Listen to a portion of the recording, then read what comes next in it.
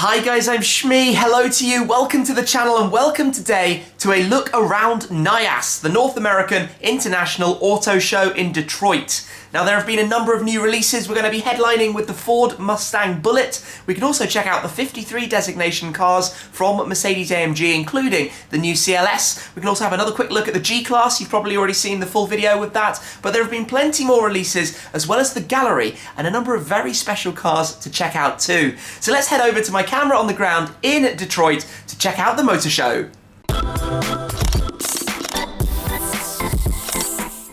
To get us started, let's check out a company launching a car in their hometown. Over to the Ford stand for the Mustang Bullitt. Now, it's not the first time Ford have used the Bullitt naming designation, but it is now the 50th anniversary of the car that you see behind, the 1968 Ford Mustang GT Fastback, and that's the very car driven by Steve McQueen in the 1968 movie Bullitt, his character Frank Bullitt taking part in a particularly famous car chase scene with a Dodge Charger.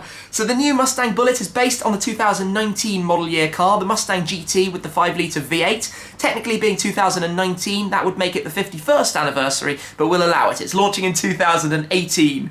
There are a number of touches that are inspired by the original car that we'll take another look at in a moment. It's wearing the New Jersey Bullitt number plate. The new one has 475 horsepower, a slight power increase, but as you look around the exterior, it's presented in two optional colours, the dark green metallic you can see, or alternatively in black, the colours from the movie. It has optional wheels on it right now, 5 spokes with the silver surround, again a style icon from 50 years or so ago, and a number of Bullitt touches around the car, like the badges on the rear and also on the interior of the car too. As I said, it can only be had with the 6-speed manual, so you'll notice in the middle we have the gear stick with the iconic golf ball gear knob, another touch that's come over from the earlier 68 Fastback that we'll take a look at again in a second, but otherwise very much Ford Mustang on the interior, just with some nice options that you can have and upgrade it to the premium package. It has the 12-inch digital display that you can see for the driver dashboard, and right there in the centre of the steering wheel, the Bullitt logo again. It's a little bit different from that original car, but you can see that golf ball gear knob, that's the thing that's carried over from one to the other. But the Mustang, such an iconic car with such a long history, a very important car. Awesome to see that launched at the Detroit Motor Show for the very first time, looking very aggressive around the front. And I have to say, this colour works really, really well. Now let's head over to Mercedes. It's the introduction of the 53 designation from AMG. This is the new CLS. I've had a proper look at it before now, but here we're seeing it with the 53 for the first time, which indicates the hybrid capabilities and a model that sits between the 43s with the 3-litre bi-turbo V6s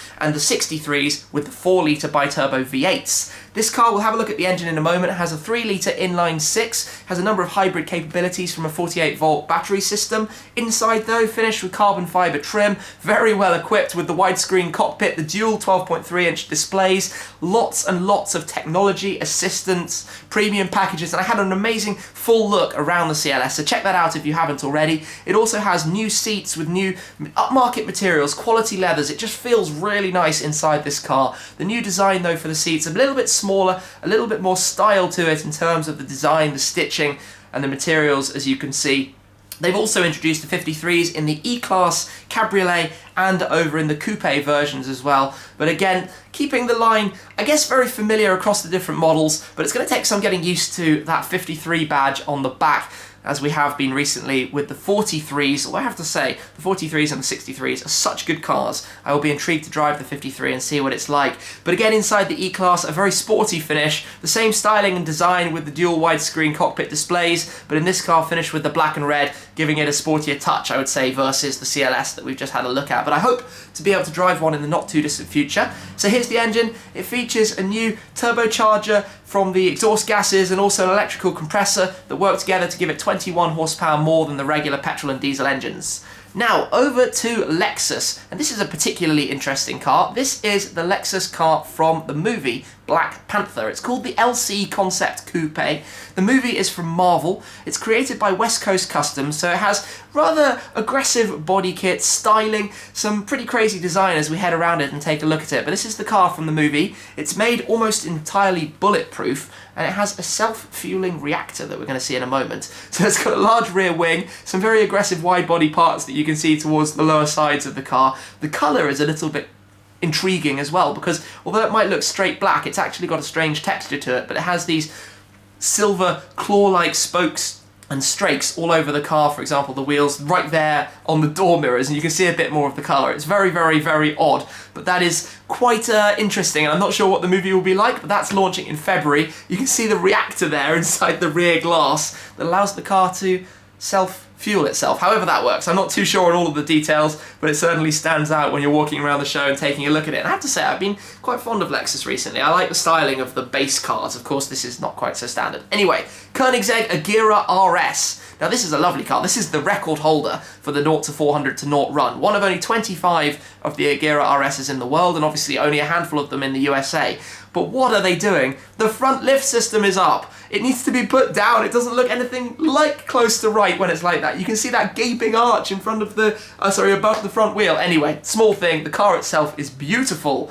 Let's head over to Corvette, and here, to the Chevrolet stand, where here we have the Corvette ZR1. Now, I had a first look at this when it was launched at the Dubai Motorshow. So this car came out over there for the first time in the UAE, and I had a complete look around it. Crazy, crazy thing. Just look at the size of that wing on the top of the rear deck. And the quad exhaust systems down at the bottom are pretty bonkers, to say the least, as well, down there. So I'd love to drive one of those and have a proper look and see what it's about.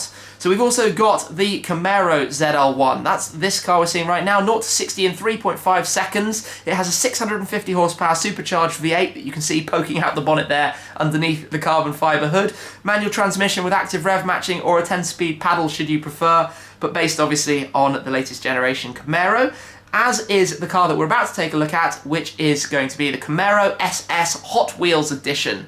Now this is a tribute, 50th anniversary to Hot Wheels, as it's wearing the badge on the side of the car, finished in the orange here, with a number of cosmetic upgrades and styling features and cues like the wheels, and it had the splitter around the front that we saw a moment ago.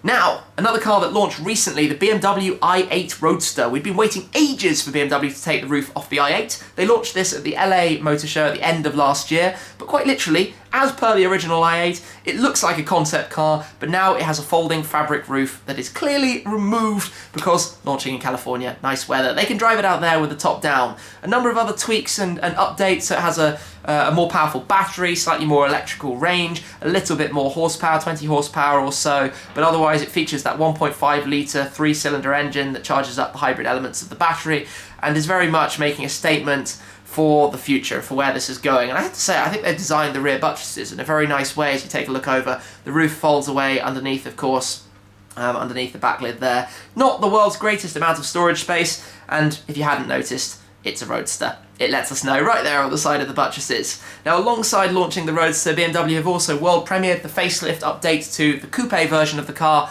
Much of the same story, of course, in terms of the updates. Slightly more range, slightly more power, slightly more powerful battery. Now, Mercedes, the G-Class. Not that one, though. That is a particularly muddy previous generation G-Class, but the show has been the launching ground for the new model that we can see right here, the G500 from Mercedes-Benz, and I shot a full video showing you everything about this new car, but there are many updates. It's got the 4-litre bi-turbo V8, but it's all about the growth of the iconic car. It hasn't changed how it looks in a dramatic fashion. It's still very much the car that we know. It has a completely revised interior, now featuring some of the luxury and elements that we're familiar with from the E-Class and the S-Class and the CLS that we've just seen before. For example, the dual widescreen displays. It has the 3 buttons you can see between the air vents for the 100% differential locks that will engage the new G mode. It has active drive modes, you know, dynamic or comfort or eco or whatnot. So now it has G mode, which is for maximum off-roading capabilities, but everything from that side has been improved. Approach angle, wading depth, clearance between the axles. Let's move to the gallery where we have a number of supercars to see as well. For example, the Vanquish, the 488, the R8 Spider, the Fisker Karma, 2 Jag F-Types, the F-Type SVR on the right-hand side there, the new Rolls-Royce Phantom, the opulent luxury that car is. I very much enjoyed driving it. Of course, it wouldn't be a supercar collection without a Lamborghini Aventador S, the Bugatti Chiron, the 1,500 horsepower monster that it is. This is the Falcon F7, the all-American supercar. I didn't really know too much about it before, but quite a crazy looking thing. And on the interior you can see it's got a 6-speed gated manual gearbox, probably a lot of fun to drive, and those fairly cool round dials for the dashboard as well. Lots of carbon fibre going on inside there. Ferrari 812 Superfast, one of my cars at the moment right now, the Porsche 911 Turbo S Exclusive Series, the limited edition, more powerful version of a Turbo S if a Turbo S wasn't fast enough. Then we have the Audi A7, the new A7 Quattro. Now I'm going to be driving one of these very shortly, so keep your eyes peeled for the launch when I get an opportunity to show you all around the car, but it will feature some of the tech that we've seen in the A8. I like those distinctive rear lights, the LED or OLED tail lights, with some quite signature styling that the car has. We've also seen the launch of the M3 CS, so very much playing in the same ethos as the BMW M4 CS, a harder ride, or I should say a stiffer ride, more sporty intentions, some carbon fibre exterior parts that we can see, lowered suspension, a little bit more power, and a car that's designed more towards the driving enthusiast as much as it is the four-door saloon car. So it's a car you can use all the time, drive very hard, and have an awful lot of fun. Hopefully more with that in the not too distant future as well. Now over on Lexus's stand we have the LF1 Limitless SUV concept. Now I quite like what Lexus is doing. As I said before, the styling is very aggressive, very specific, and very unique to them. This is an example as a car of where they think the future is going. It could feature all sorts of different powertrains, hybrids, electric, fuel cell. Look at that grille. Take an existing grille and make it even more menacing and aggressive than the car already had. And they're lights that sit right out towards the edges of the front of the car. Around the back, again, I have to say, if this car launched as it looks right now, it would be really quite an impressive car to have on the road. Anyway, on to the rest of the show. We can start taking a look here at the Mini, presented quite a nice spec there, I have to say, that looks really good, the three-door Mini Coupe. Round the back is a very nice touch as well, there we go. The rear tail lights that represent the Union Jack, the Great Britain flag, that if you obviously imagine the two lights, one on either side. So the V12 powered BMW M760 Li, a car I really enjoyed taking a peek around at Abu Dhabi Motors recently on my trip in the UAE, and the tech in that thing, ridiculous. Then we've got the Alfa Romeo Stelvio Quadrifoglio, over 500 horsepower in a sporty SUV. Yes please, I'd love to give that a drive and see what that one's like out on the road. And they've also got here, in a beautiful blue with the contrasting yellow calipers, the Giulia Quadrifoglio, a car we know and we like an awful lot. It's a good fun car to drive with the 2.9 litre V6 turboed. Now the Dodge Demon, a car that we don't see too much of, and I think a car that you've probably never seen on the Shmee 150 channel before, but the ultimate burnout monster with an awful lot of power, all going to the back, and a car that is capable of ridiculously fast times. The Jeep Wrangler from Mopar with lots of upgrades and looks crazy with no doors. Given that we're in America, let's check out a truck. It's the Dodge Ram on a quite interesting display. There are loads of trucks at NAIAS, including this GMC off-roading, all-mountain creation that wouldn't do so well on the roads, but would definitely get you up a ski slope. We've got the Ford Raptor, the 5 or 4-door pickup, there, Ford Performance doing some amazing things, including over on that board right behind that we'll go and check out as well, because right here we have the Focus RS Drift Stick. Now this is something I'm very interested in. It's an electronically operated, almost like a hydraulic handbrake to let you have a bit of fun with your Ford Focus. So maybe my Focus RS Red Edition needs one of those, along with some of those other accessories to go alongside this very nice looking Ford GT and the new Heritage design that they released last year. The red with the white stripes, the number 1, the white accents around the outside. Have to say, that thing looks mega. What a piece of kit. Now over on the Honda stand, or the Acura stand if you're in the US, the NSX GT3, the Carbon GT3 monster. That thing looks awesomely cool. The Civic Type R though, similarly aggressive, but it's never really been my thing. It's funny how they make both of them. So over at Cadillac we've got the CTS-V Glacier White Edition. This celebrates 115 years now of Cadillac.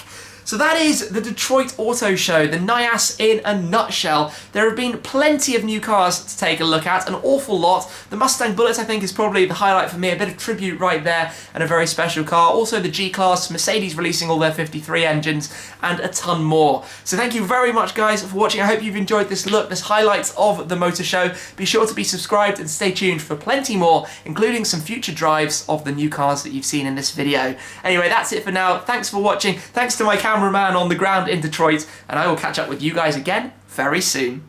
Cheers!